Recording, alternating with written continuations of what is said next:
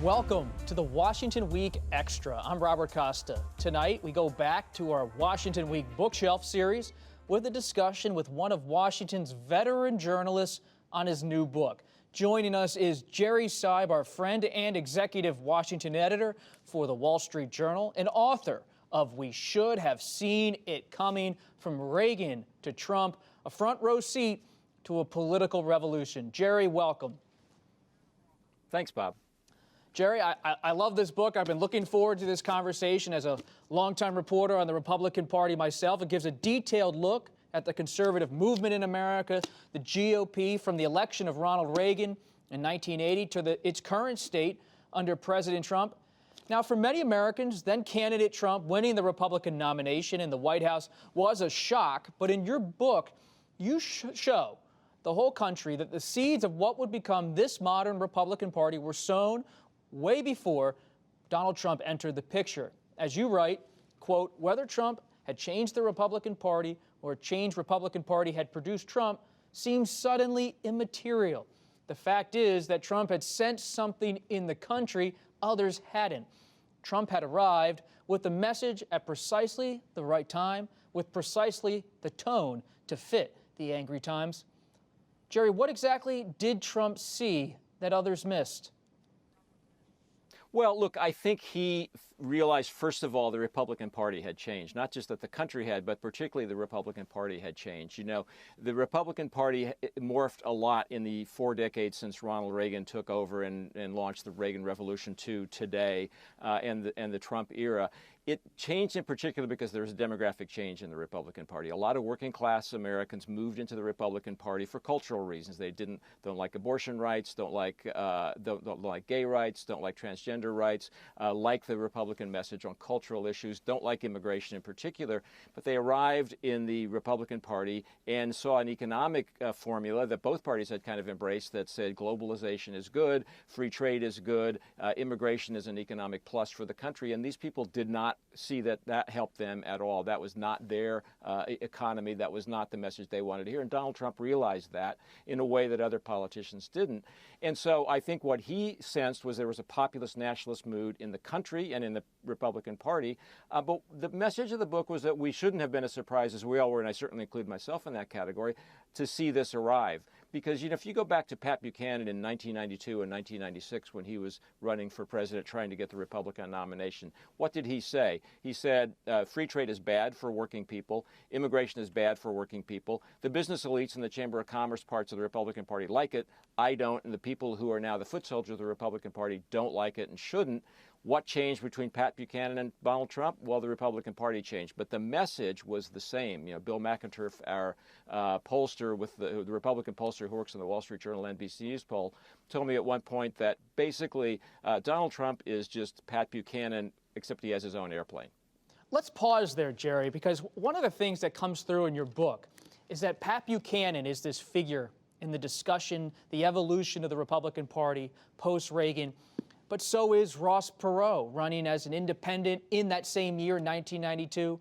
So is Newt Gingrich in 1994, leading an anti-establishment Republican revolution to take back the House majority.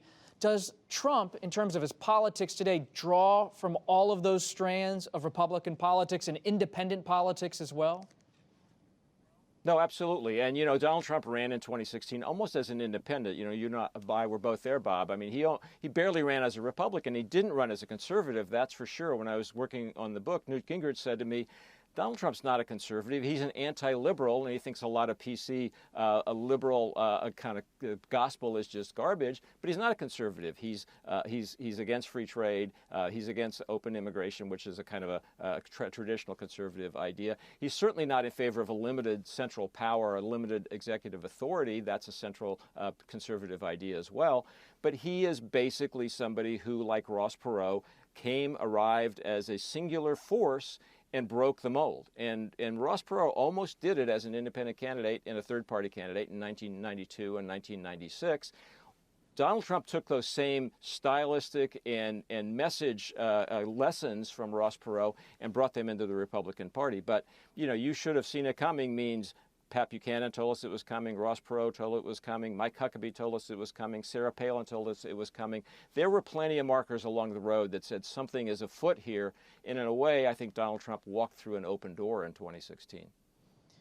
You mentioned trade. The Republican Party goes from being a free trade party to a protectionist party in step with President Trump on tariffs.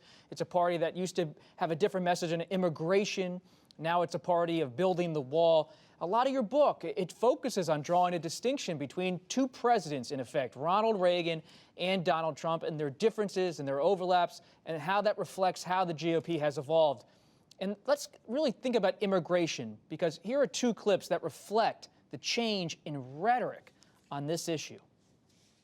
They brought with them courage, ambition, and the values of family, neighborhood, work, peace, and freedom.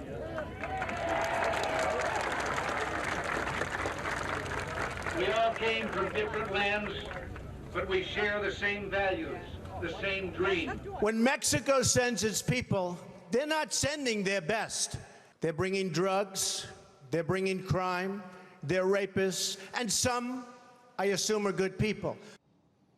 Jerry, when you look at the difference between President Reagan and then candidate Trump, you see something that's jarring in terms of tone, in terms of message. But was President Trump also enabled by people like Steve King in the House of Representatives, members who railed against George W. Bush on immigration and comprehensive immigration reform? Did those fights, in essence, lay the foundation for then candidate Trump to say what he said in 2015? Well, I don't know if the fights laid the foundation, but they showed you the foundation was being laid. As I went through this period, this 40-year period, I kept coming back to immigration as the issue that told you the Republican Party was changing and that the establishment couldn't get its arms around the changes. You had a whole succession of Republican presidents and presidential candidates, George W. Bush, Mitt Romney, John McCain. They all tried to get a grip on the immigration problem. They tried to be in favor of immigration reform, and they got blown back by the foot soldiers, the grassroots of their own Republican Party. And Donald Trump saw this, and he started showing up with this anti-immigration message for several years before he finally ran in 2016. So I think in many ways immigration was the inflection point, the inflection issue that told you the Republican Party had gone from Ronald Reagan's version of republicanism and conservatism to Donald Trump's version, which was really not conservatism but populism and nationalism.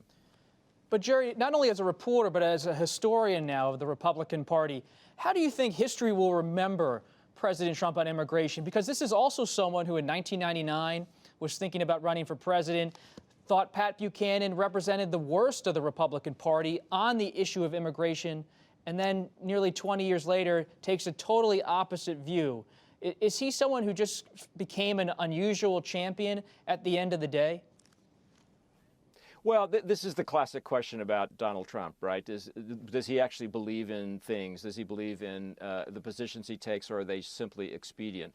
You know, I don't know, but I do think that he has basically articulated a different view of what it means to be a Republican.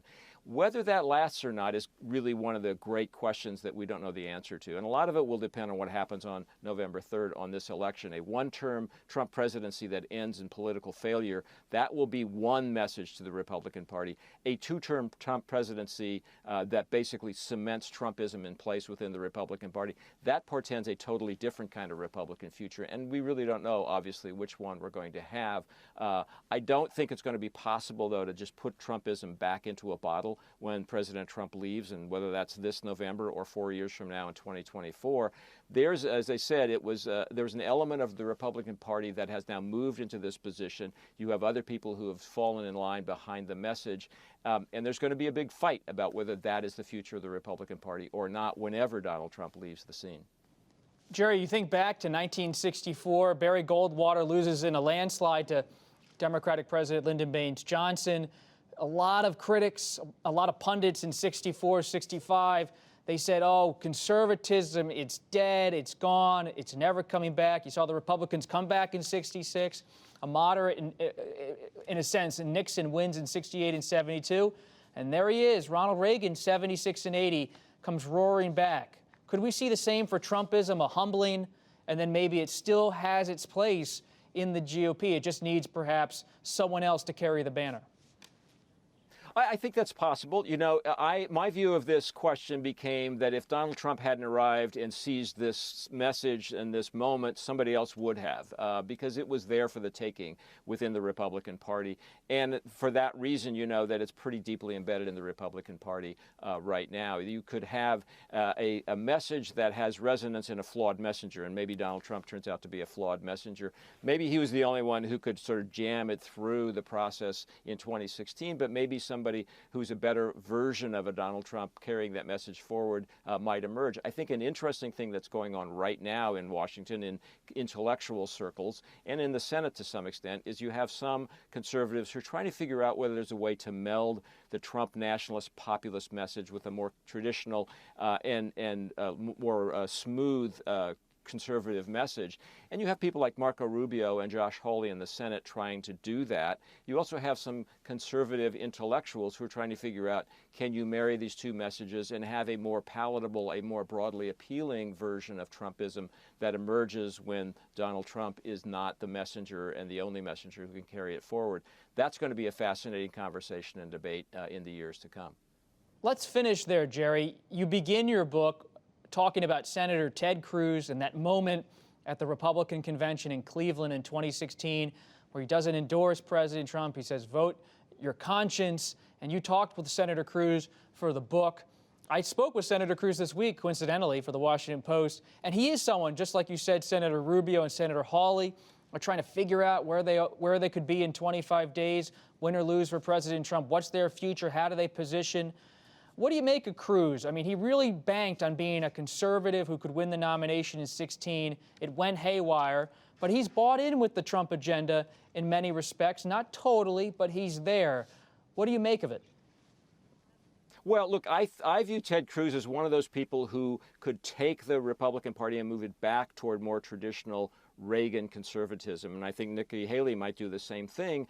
That would be one version of the future, and that would be the Ted Cruz version of the future. I think you have other people, Mike Pompeo, the Secretary of State, for example, comes to mind, who have kind of more bought into the more pure Trump message. So those people will be battling it out for the heart and soul of the Republican Party between now and 2024 and beyond, as you suggest. And I think Ted Cruz will be right in the middle of that. What about Senator Mitt Romney? I think Mitt Romney looks like a bit of a throwback, I have to say, to a kind of Republican Party that's gone by. I think he's very useful in the role he serves in the Senate is to be a kind of a conscience for the Republican Party. That's enormously valuable. But I think we are at a moment where the torch is going to be passed when Donald Trump is not on the scene anymore to a new generation of conservative thinkers. And they're going to try to take this moment that we're in and mold it into something that will have broader appeal, because right now one of the problems the Republican Party has is that they're in a kind of a demographic time warp. They don't have much appeal to minority voters or to young voters. And they need to take this Trump message and the conservative message of old, meld them into a package that has a better shelf life, if you will. And I think that's going to be a new generation, the Josh Hawleys and Marco Rubios of the world, who are going to try to do that.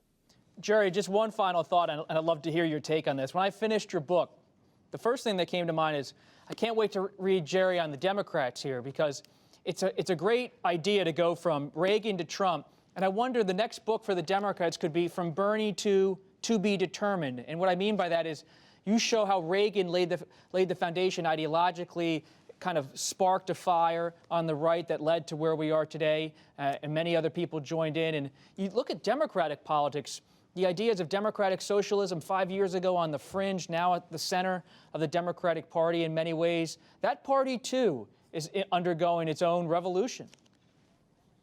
That is a really good point, because if you look at the Reagan precedent, 1976, Reagan runs for president against Jerry Ford, and he's seen as way too conservative, dangerously conservative, out of the mainstream. He has a credible race, but he doesn't get over the top. 4 years later, he is in the mainstream. His ideas have basically taken hold.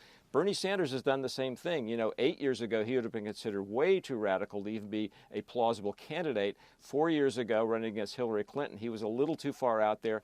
And in 2020, he can say with some credibility, my ideas have now become the mainstream of the Democratic Party. So maybe Bernie Sanders, the messenger, isn't going to get to the promised land, as they say, but he has moved the party, and it's not going to be Bernie Sanders, but somebody with a Bernie Sanders-like message could become the mainstream of the Democratic Party after Joe Biden. That's going to be a really important debate to watch on the other side of the aisle.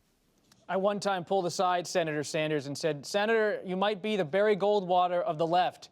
He kind of winked at me and didn't say anything, but we'll see what happens in the coming years and decades. Gerald Seib, congratulations. We should have seen it coming. From Reagan to Trump, a front row seat to the political revolution. Jerry, thanks again. Thanks for giving me the time. And that's it for this edition of our Washington Week Bookshelf. Thanks to Jerry. And you can listen wherever you get your podcasts or watch on our website. While you're there, sign up for our newsletter. It comes out every Friday. Get an advanced look at our show and a note from me. We've got a long way to go before this election, 25 days. So stay steady, get on that newsletter, and join us every Friday. But for now, I'm Robert Costa. Thanks for joining us, and see you next time.